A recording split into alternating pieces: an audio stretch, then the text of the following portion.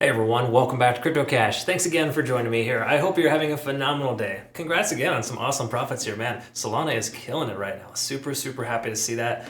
Even with Bitcoin pullback, it's just raking up here. So that's a very good positive sign here, folks. I would say be very careful shorting this coin. That's the easiest way to understand it. We're going to talk about this potential for pullback if we cannot, break higher than this 184 mark.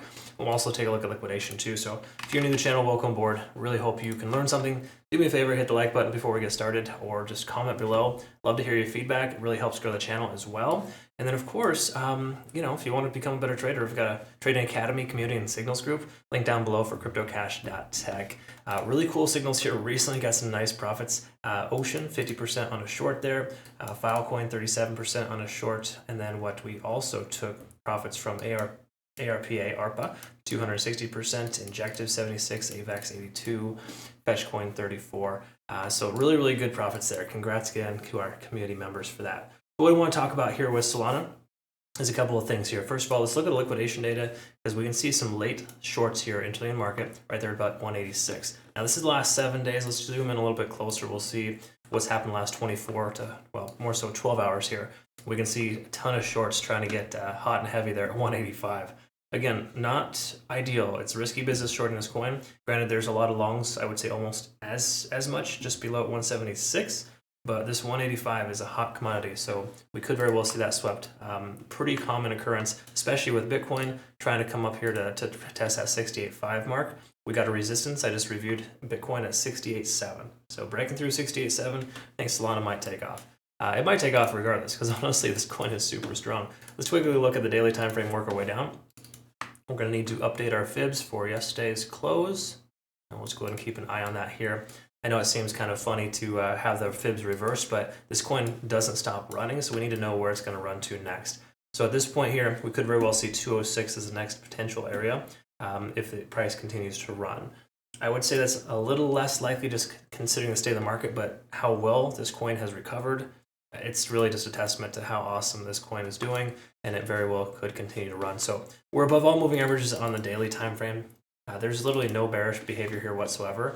RSI is higher than MFI. I don't love that, but MFI is still very high. Anything over 70 is good in most cases for coins to be able to sustain the current price action. And stochastic, even though it is still progressing higher, pretty much plateauing at 100, it hasn't shown any signs of pullback. Once it does, we could see somewhat of a correction. I mean, last time we saw the RSI pullback, we saw this nasty candle wick here. But that candle wick was, of course, if you recall, a very heavy manipulated day from Bitcoin where it retraced like 18% in like a few minutes. It was pretty gnarly. So either way, Solana's looking pretty strong. I don't think those are any indication the price is going to pull back. 4-hour time frame. Let's quickly note a couple of things here. First of all, let's quickly look at the MACD. Still converging. We get a few MACD FUs there. We can also see that we can see the stochastic still swinging down here, which is interesting because the price is going up, but it's going down mainly because the fact that we had a little bit of a retracement here recently. Okay, these little pullbacks, it makes sense that it does that. So I wouldn't read too much into that stochastic RSI. With us being at 70 on the RSI though, I would say if we break through 70, in other words, that would put us above this most recent high here, we're going to be in solid shape to see the price continue to run. Again, price discovery is an interesting thing. I'm not saying that the coin hasn't hit this level before. We've been up in about 260, I think was our highest. However, we're price discovery for the last year or two, if you will, right? So this is kind of newer highs. So at this point here, we need to recognize that we could continue to run. In fact, why don't we just double check the weekly time frame, see if there's any candlestick closures we want to be mindful of. I did mark this here previously with a strong resistance at 175. We've since broken through that. So we got to presume that that level could be a solid support level for us too. We do also have a new level here as well. Well, not new, but 198, almost 200. We're just going to draw that out as well, kind of pay attention. The previous week close where we had 4 weeks almost in a row, couldn't even close above. Okay, so that's just something to pay attention to. So all that having been said, we take a look at this here. We scroll in, we kind of zoom in a little bit. We can recognize this previous week close here at 175 should be the new low if the price doesn't end up pulling back. Okay, that's just generally something we want to look for. We are above all moving averages too on the 4 hour. There's literally no reason to confirm the price action is going to continue down. I have this X on the chart because that was where the price was supposed to go in order to consider a short position. That's why waiting for confirmation is important, right? Anybody trying to short just because the price pulled back for 2 hours or 8 hours, they have another thing coming, especially with coins like this. Granted, most of the market is red, and you probably would have had some success with the shorting, just not this coin, right? That's again, while you wait for confirmation, there wasn't a lot of confirming factors yesterday leading into that dump. Now we're starting to see them, but we want to be careful because Bitcoin does look like it wants to recover and retest that 69K range. So all that being said, if that happens, I think Solana's going to take off. But leading into that, let's quickly verify where we're at here on the cloud.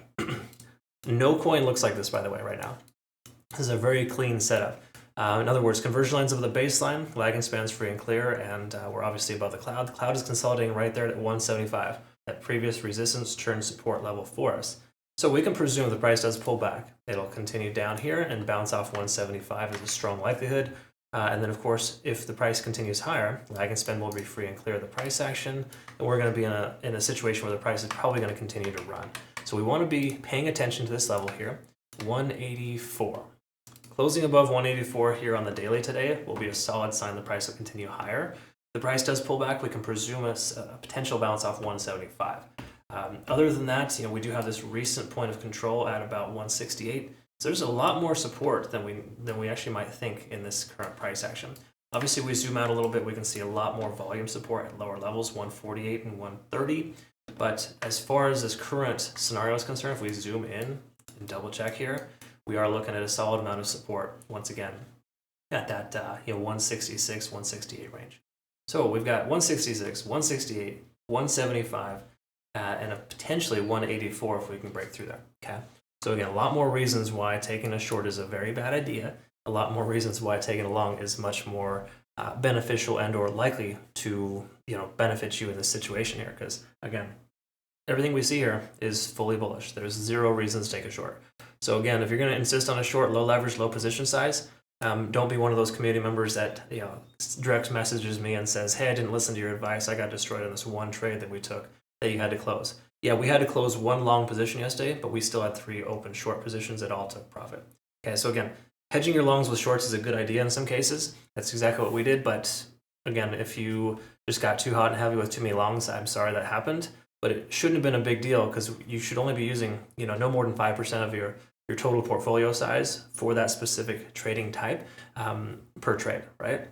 And what I mean by that is you should have a separate account for day trades, separate account for swing trades, and a separate account for savings too, because you're just going to inevitably take money from savings and try to go into the other ones, right? It should all go downhill, so to speak.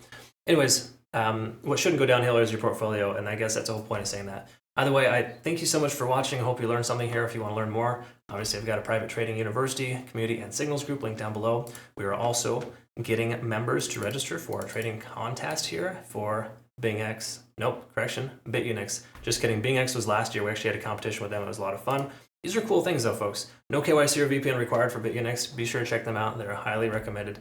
From our community, we're having a lot of good times there, and I can tell you they've been good to us. So thank you so much. They also adding a bunch of trading pairs. ICP is being added today, if I'm not mistaken, and we're all set and good to go for that. So check them out. Really cool stuff. Hope you have a good rest of your day. Thanks for your time. We'll see you in the next one.